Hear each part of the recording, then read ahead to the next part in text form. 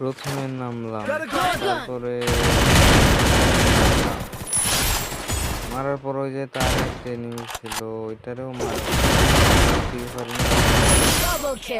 তারপরে কিছুক্ষণ পরে আমার ডাউন করতে বুঝছেন, বুঝতে পারিনি পিছন থেকে আমার এনিমিটা মারছে, আমি বুঝতে পারিনি। তারপর আবার রিভাইভ দিল আমাদের, তারপরে আবার আরো একটা এনিমি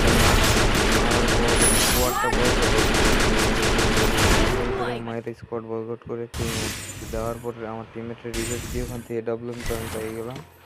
তারপর আবার একটা এডাব্লিউএম নিছে নিয়ে, তারপরে এডাব্লিউএম পাইলে তো আমার খেলা হয়ে গেছে বুঝছেন।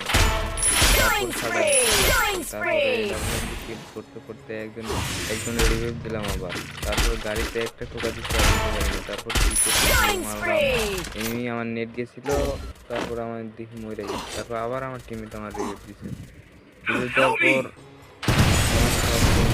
মরে গেছে। আমি আবার রিভাইভ দিলাম, দেওয়ার পর আরেকজন আবার নক হয়েছিল, এটা রিভাইভ দিলাম, দেওয়ার পর আমার এইচপি কম ছিল, আমি সুপার মেট্রিক করার পর একজন এনিমিকে ডাউন করার পর